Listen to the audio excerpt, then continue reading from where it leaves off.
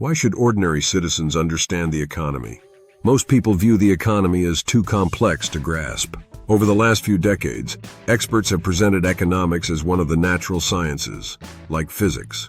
This portrayal often includes specialized terminology, mathematical precision, fixed laws, and questions with only one correct answer.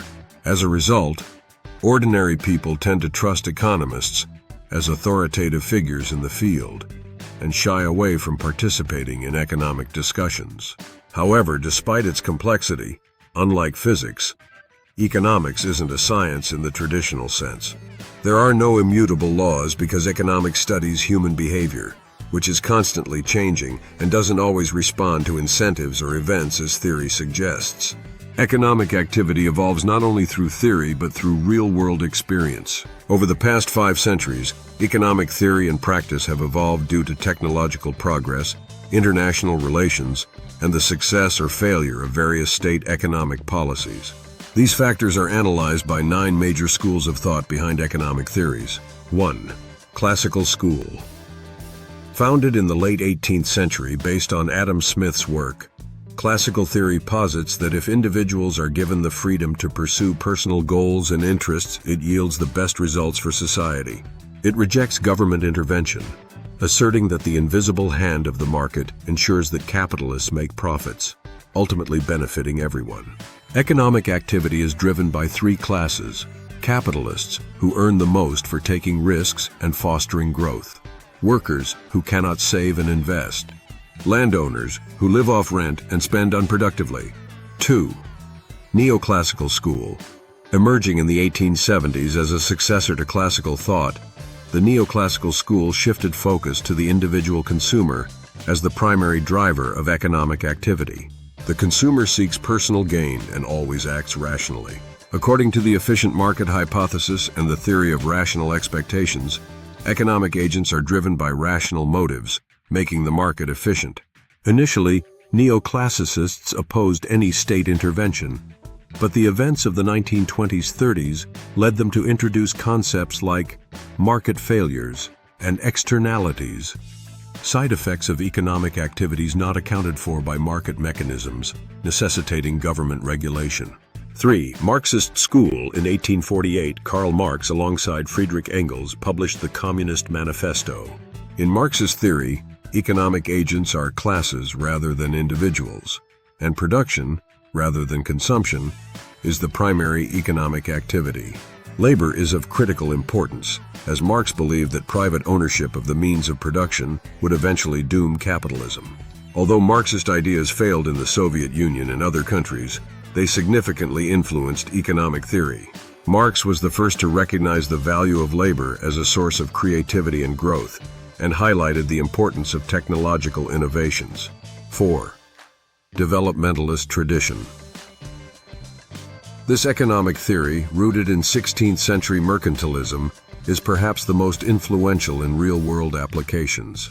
It emphasizes production potential, innovation, and government intervention in developing economies to promote growth. One of its founders, Alexander Hamilton, introduced the concept of infant industries, which should be protected from the destructive forces of the free market through tariffs, subsidies, and other state support. Some aspects of developmentalism were later reflected in the development economics of the 1950s-60s, emphasizing the need to support emerging markets. This eclectic approach has been successfully implemented multiple times, notably in Singapore, where a unique blend of free market policies and socialism prevails. 5. Austrian school. The Austrian school gained international recognition with Friedrich von Hayek's 1944 book, The Road to Serfdom. Austrian economists believe in spontaneous order arising from competition in free markets. They staunchly oppose government interference, arguing that people are irrational and no economic actor can possess complete knowledge, so it's best to leave markets alone. The only role they attribute to the state is ensuring law and order. 6. Schumpeterian school. Joseph Schumpeter, writing in the first half of the 20th century, developed Marx's ideas on the importance of technological progress. He focused on innovations driven by charismatic entrepreneurs as key growth factors. Once an entrepreneur introduces an innovation, they enjoy high entrepreneurial profits. until other market participants adapt and the innovators lose their advantage.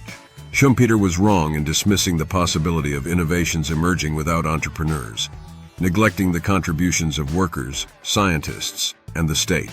7. Keynesian School. The Great Depression of the 1930s drew attention to the works of John Maynard Keynes. He introduced macroeconomics as a distinct area of study, focusing on the analysis of economic activity as a whole, separate from the sum of its parts. What benefits an individual, like saving instead of spending, can harm the economy overall, which needs buyers and sellers to grow. Keynes advocated increasing government spending to achieve full employment, believing it could correct market imbalances. 8. Institutional School. Institutionalists examined individuals within the context of the organizations they create. Institutions influence people and shape their behavior, but individuals can collectively change institutions. The school reached its peak during the 1930s in the U.S. with the New Deal, introducing regulations in finance, social security, unions, and public utilities. 9. Behavioral School. This is one of the youngest economic schools. Its focus is human cognition, heuristic rules, and the role of emotions, fairness, and commitment in making economic decisions. In this theory, individuals are seen as operating under bounded rationality, meaning they make choices in a complex and uncertain world, with limited information and cognitive resources. How to use these concepts. No single school provides the correct answer to all questions. Thus, the best way to understand economics is by combining different approaches. Most economic theories view individuals as consumers rather than workers, emphasizing that people work to consume. Low-income consumers burdened with debt can't consume much, slowing growth.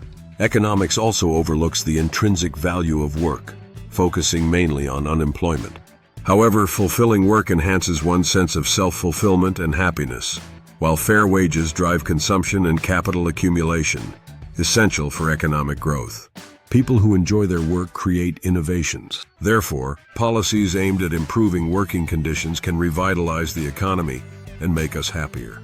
Thank you for watching. This was a summary of a book from the property section of the Wheel of Your Life. To explore books across the entire Wheel of Life, including new releases, subscribe to the channel.